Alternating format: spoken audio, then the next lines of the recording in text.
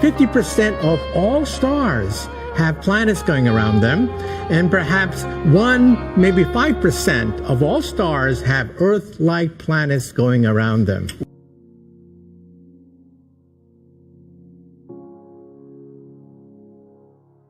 "1,030 are confirmed planets." Hundreds of individuals, many serving in our government, serving in our military, including with top security clearances, prepared to go before Congress and testify to the kinds of evidence you'll hear this week, which confirms what Edgar Mitchell said. We are not alone in the universe. We are being engaged now. The government, for national security reasons, withheld that from us during the Cold War, but the Cold War is over, and now it's time to move forward. NASA just announced the discovery of 500 new planets. They're all orbiting other stars, not our sun, but one of them shares some similarities with Earth. With the numerous discoveries made in the last couple of months, the possibility of life elsewhere in the cosmos is something being considered not only by space agencies around the world but by numerous governments as well. Not long ago, astronomers gathered in front of Congress, U.S. and discussed extraterrestrial life, citing the sheer size of the universe. Astronomers emphasized that there are trillions of stars out there in the cosmos, and it is very likely that 1 out of 5 stars harbors an Earth-like planet for life to exist as we know it. But that doesn't mean that life elsewhere needs the same conditions as life on Earth needs in order to survive. Maybe somewhere out there life needs magma and nitrogen to survive. Well, the holy grail of planetary science is to find an Earth-like twin in outer space. So when you look at the night sky, you will wonder, is anyone looking back at us? And this new planet, Kepler 438b, it's a game changer. The number of habitable worlds in our galaxy is certainly in the tens of billions, minimum, and we haven't even talked about the moons, and the number of galaxies we can see, other than our own, is about 100 billion. Seth Shostak, senior astronomer at California's SETI Institute. Our galaxy that you see every night has over 100 billion stars, and we think that about 1 billion of them have Earth-like planets going around them. So how did we find this? How in this plethora of stars in the solar system did we find that one that could be like Earth? Well, stars are very easy to see, but they get eclipsed by the planet which moves in front of the mother star. And so our telescopes are so sensitive, we can see the dimming, the slight dimming of starlight as the planet goes across the face of the sun, and that's how we do it.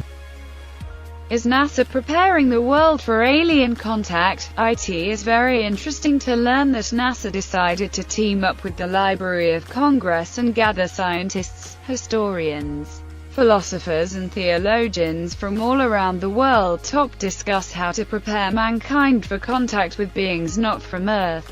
The idea that life exists elsewhere in the universe could be both exciting and dangerous for society. Imagine waking up one day, turning on the news and hearing that NASA has just found irrefutable proof of aliens on another planet and that they have already made contact. What would that mean for you, your family, your community, city, country, and the entire planet? How much would things change? Let's not forget the latest news about potential alien life from NASA, as you are reading through this article. Criteria: similar to the same size as Earth, rotates around a sun like our star, our sun, and located in a habitable zone. Let's talk about the habitable zone. It's the Goldilocks zone, as you call it. You know the old story. This is just right. You get too close to the star and it gets too hot, too far away and it's too cold for life. 1 in 5 stars has an Earth-sized planet in a habitable zone, all right? Now, astronomers from SETI are looking for confirmation about alien life near the star where NASA spotted giant, alien-like, megastructures. Tabitha Boyajian, a postdoc at Yale, told The Atlantic, "We'd never seen anything like this star. It was really weird. We thought it might be bad data or movement on the spacecraft. But everything checked out, according to Jason Wright, an astronomer at the Pennsylvania State University. These structures, or better said megastructures, could be the product of a highly advanced alien civilization.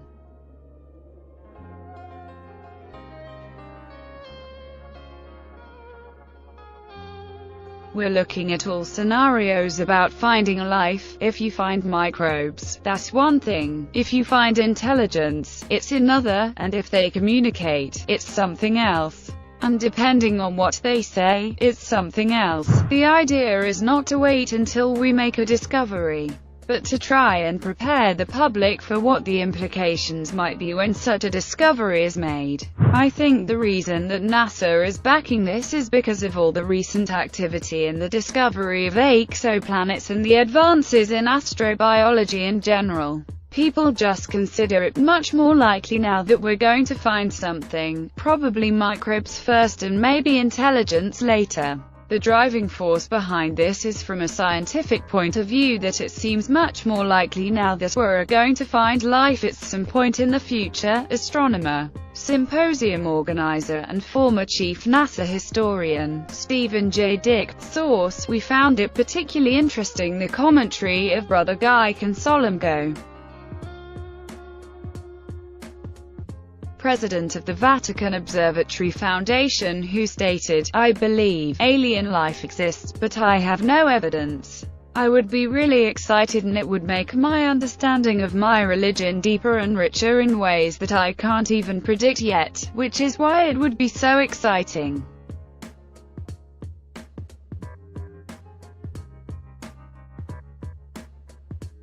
Finding life elsewhere in the cosmos isn't a question of possibility but rather a question of time, and Brother Guy Consolmagno shares this view as he urges the public not to be surprised when scientists confirm the existence of alien life elsewhere in the cosmos, as this is something that is going to happen inevitably. But is religion, faith and alien life something compatible? According to Brother Consolmagno, he wouldn't mind baptizing alien beings in the future. In the last couple of years the Vatican has changed their views about alien life drastically. Just imagine if someone would have said something like, aliens 100 years ago.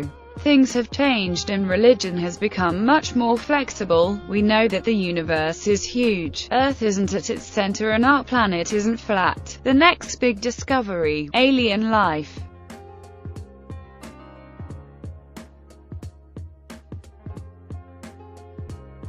But it seems that a lot of people from around the world, astronauts and government officials, already know that life exists elsewhere in the universe, and it isn't a surprise. For example, yes, there have been crashed craft and bodies recovered. We are not alone in the universe. They have been coming here for a long time.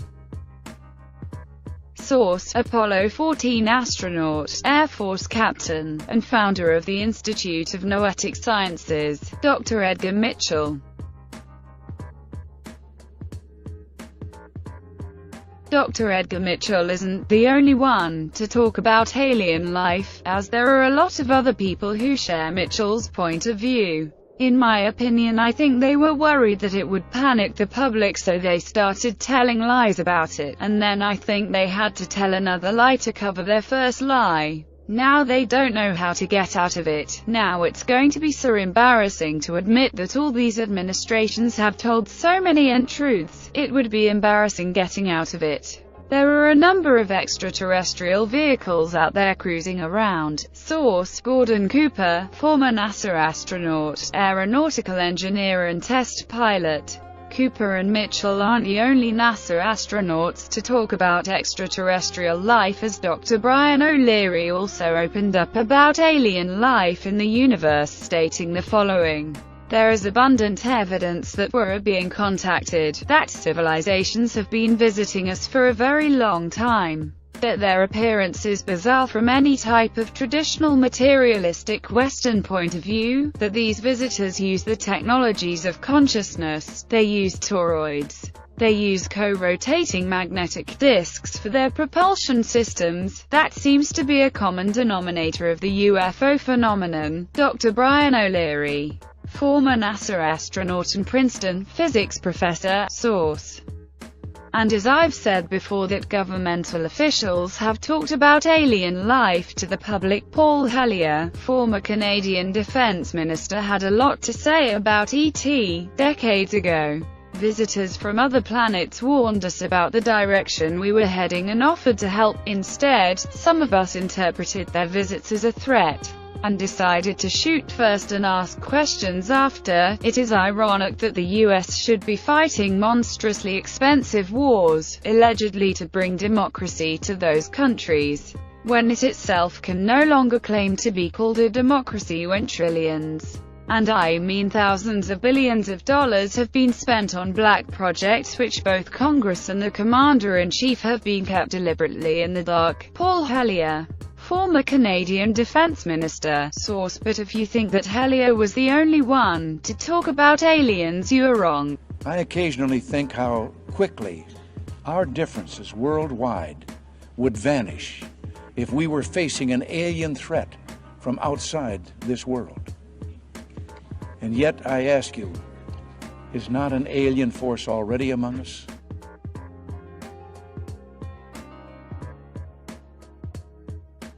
Roscoe Helenkoeta, the former head of the Central Intelligence Agency, said the following: behind the scenes, high-ranking Air Force officers are soberly concerned about UFOs, but through official secrecy and ridicule, many citizens are led to believe the unknown flying objects are nonsense. Former head of CIA, Roscoe Helenkoeta, 1960. We could continue and state many more statements from highly ranked officials, but that list would be extremely extensive. As you can see, the world as we know it is being prepared step by step for the truth. Our society has changed drastically in the last 10 to 20 years, and we have come to the point where alien life and UFOs have become something ordinary in all corners of the world, and it is only a matter of time when NASA and other agencies will release information about alien life.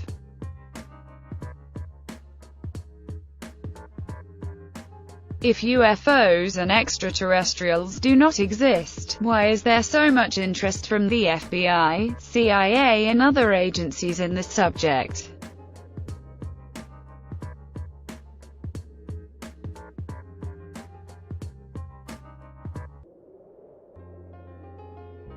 If you extrapolate on the planets they discovered, there are a trillion planets in the galaxy. That's a lot of places for life, Shostak said, as quoted by ABC. We know that the majority of stars have planets, but what fraction of stars has planets that are more like the Earth? It might be 1 in 5. The chances of finding it, I think, are good, and if that happens, it will happen in the next 20 years, depending on the financing, he added in written testimony. According to BuzzFeed. Source. Let's say that UFOs and aliens are just a modern-day forgery, and that the hundreds of thousands of images around the world are nothing more than elaborated hoaxes. The question that we need to ask is, why is there then so much interest from governmental agencies regarding the subject? Why create Project Blue Book if there is no such things as aliens and UFOs? Why bother investigating in the first place?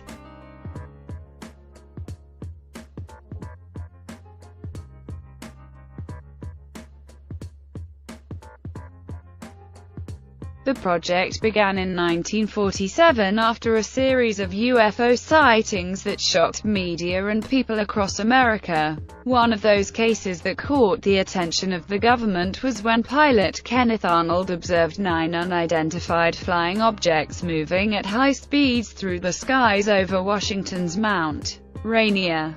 A scenario that has not been explained, and people today still wonder what happened. Project Blue Book investigated 12,618 UFO sightings over a period of 2 decades. Huge amounts of data were collected, researched and analyzed, and even though we can get access to the data, some ufologists believe that the truth has been hidden even though secret documentation has been declassified. As a result, from 1947 to 1969, a total of 12 618 sightings were reported to Project Blue Book, where 90% of those sightings were attributed to explainable phenomena, caused by known astronomical phenomena, atmospheric or artificial, man-made phenomenon. But out of the 12,618 sightings, 701 remain unidentified, meaning that there was insufficient information to assign or attribute the event to a known cause.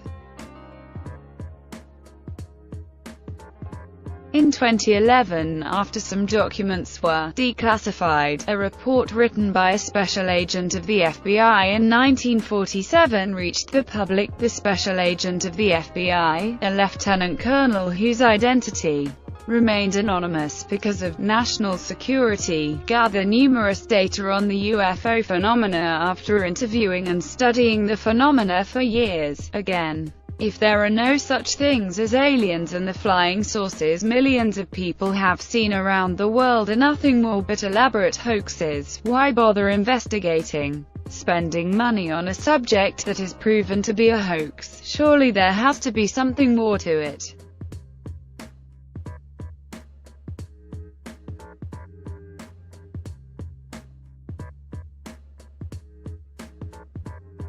Before being killed, John F. Kennedy demanded from the CIA and NASA intel on UFOs. Declassified documents have generated suspicions about the motives that led to the assassination of President John F. Kennedy. As new documents have emerged, some researchers suggest that President Kennedy was killed because he was too close to aliens, just 10 days before being killed. Former President of the United States John F. Kennedy asked the CIA for classified documents about UFOs, according to the Freedom of Information Act.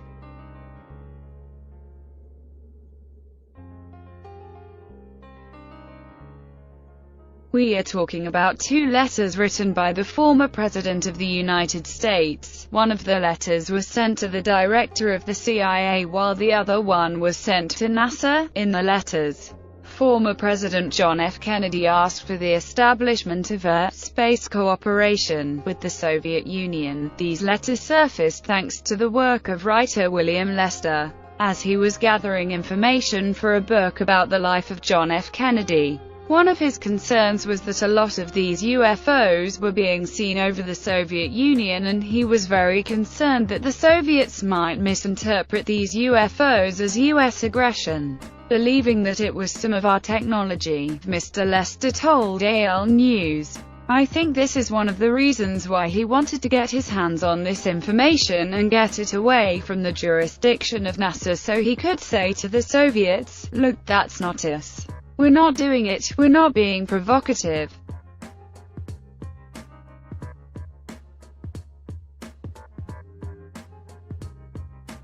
If governments were so sure that alien beings and the UFO phenomenon are nothing more but elaborated hoaxes, why spend so much money and effort to investigate the two?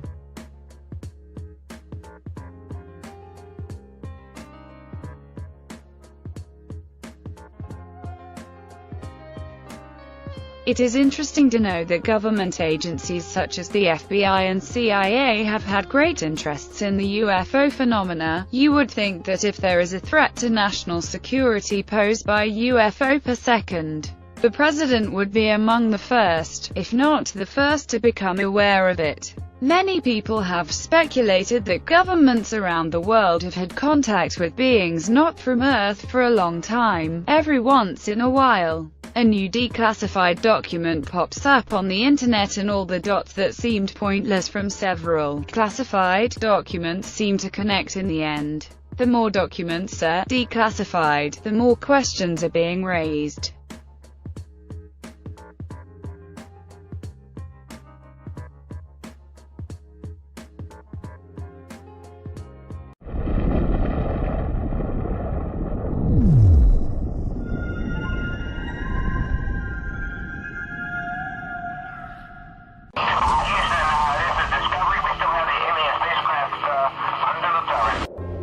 Fifty 50% of all stars have planets going around them, and perhaps 1, maybe 5% of all stars have Earth-like planets going around them.